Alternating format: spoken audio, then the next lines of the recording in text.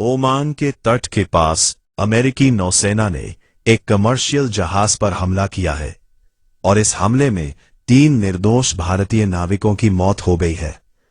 America की इस घातक सैन्य कार्रवाई ने भारत को गुस्से से भर दिया है। भारत ने अब अमेरिका के सामने बेहद कड़ा विरोध दर्ज कराया है। इस घटना के बाद भारत के विदेश मंत्री एस जयशंकर ने तुरंत मोर्चा संभाला। उन्होंने अमेरिकी विदेश मंत्री मार्को रूबियो को सीधे फोन लगाया और भारत की नाराजगी साफ शब्दों में जाहिर की।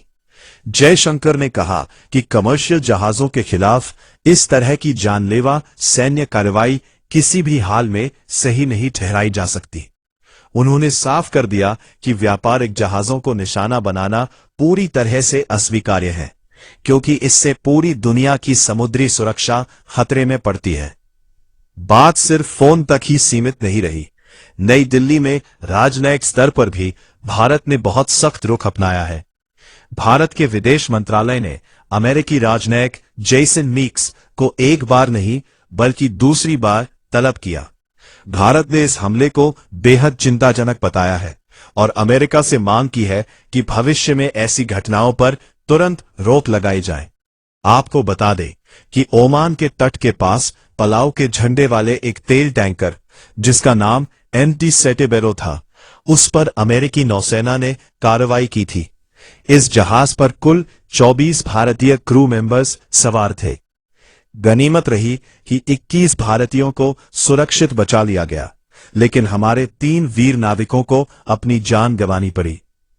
इस हमले में जान गंवाने वाले हमारे 3 भारतीय नाविकों की पहचान deck cadet Aditya Sharma, engine fitter Shivanand Chaurasia और चीफ इंजीनियर पटनाला सुरेश के रूप में हुई है। इस दुखद खबर से उनके परिवारों में कोहराम मच गया है।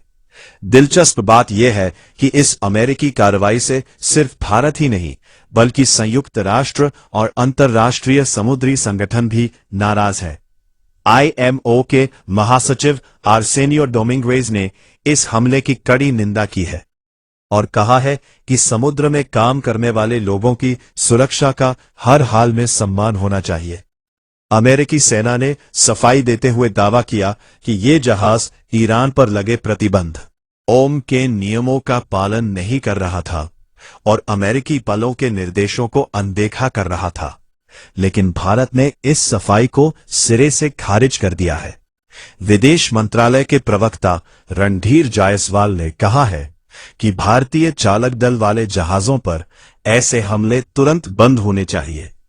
इस घटना के बाद भारत सरकार ने अपनी सभी सुरक्षा एजेंसियां और भारतीय नौसेना को हाई अलर्ट पर रहने के निर्देश दिए हैं, ताकि भविष्य में हमारे नागरिकों की सुरक्षा सुनिश्चित की जा सके। इस महाविवाद पर आपकी क्या राय है? क्या अमेरिका को भारत से बिना शर्त माफी मांगनी चाहिए? कमेंट बॉक्स में अपनी राय जरूर लिखें।